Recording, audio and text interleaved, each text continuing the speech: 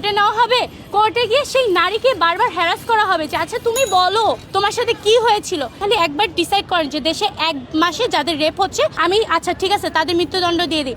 আপনি শুধুমাত্র ফেব্রুয়ারি মাসে যে কয়টা রেপ হয়েছে আপনি সেই কয়জন রেপিস্টকে ধরে জনসম্মুখেও করার প্রয়োজন নেই, আপনি লাইভ টেলিকাস্ট করে আপনি মৃত্যুদণ্ড কার্যকর করে দিন। তারপর দেখুন দেশে আগামী 3 বছর কোনো রেপ হয় কিনা। আমাদের দেশে মানুষ পুলিশকে খুব একটা ভয় পায় না, র্যাবকে বেশি ভয় পায়। কেন র্যাবকে বেশি ভয় পায়? কারণ তাদের সিজ ফায়ার করার অভ্যাস আছে, কারণ তারা জানে যে র্যাব টলারেট করবে না, র্যাব গুলি করে দিবে। কিন্তু আমাদের দেশে ধর্ষকরা এটা খুব ভালো মতো বুঝে গিয়েছে, আচ্ছা ঠিক আছে আমি আজ ধর্ষণ করব, কাল আমাকে কোর্টে নেওয়া হবে, কোর্টে গিয়ে সেই নারীকে বারবার হ্যারাস করা হবে যে আচ্ছা তুমি বলো তোমার সাথে কি হয়েছিল।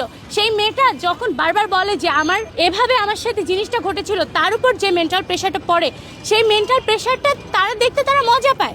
এটা পুলিশের লোকেরাও মজা পায়, কোর্টে যারা থাকে তারাও মজা পায়।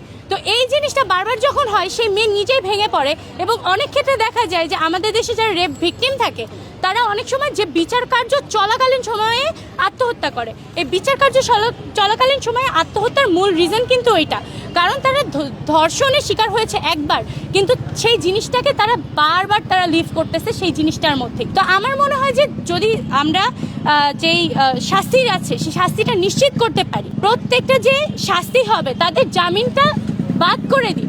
এই আপিল বিভাগ পর্যন্ত কেন যেতে হবে? একটা ধর্ষণ যেটা ক্লিয়ার কাট কেস, সেখানে অনেক সময় দেখা যায় মেডিকেল রিপোর্ট থেকে ইজিলি বোঝা যায়, কিংবা অনেক সময় আমরা সিসিটিভি ফুটেজ বা এই ধরনের ফুটেজও কালেক্ট করে থাকি, কারণ আমাদের দেশের রেপিস্টরা অনেক সময় নিজেরাই ভিডিও করে থাকেন তাদের রেপ করে। তো এই ধরনের রেপিস্টদের ক্ষেত্রেও কেন সেই কেসটাকে 5-7 বার তাকে কাঠগড়ায় দাঁড় হয়ে সেই মেয়েটাকে বলতে হবে যে এই লোকটা আমাকে রেপ করেছে?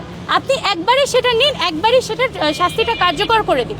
যখনই আপনি একটা জিনিসের রেশ কেটে যায়, আপনি যখনই কোনো একটা অপরাধ করবে, সেই অপরাধটা যখন আপনি অনেক দিন ধরে সেটার ট্রায়াল চলতে থাকে, সেই ট্রায়ালটার কিন্তু আপনার ইম্প্যাক্টটা কমে যায়।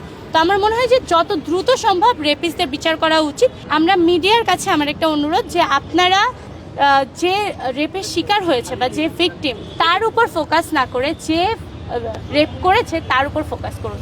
তার ছবিটা ফ্রন্ট পেজে দিয়ে বড় করে লিখে দিন যে সে একজন রেপিস্ট, যাতে ফিউচারে যদি ইন কেস আমাদের যদি ল সিস্টেম ফেলও করে যে তাদেরকে বিচার দিতে, তাহলে যাতে রাস্তায় একটা মেয়ে বা কেউ যদি তাদেরকে দেখে তাহলে যাতে চিনতে পারে।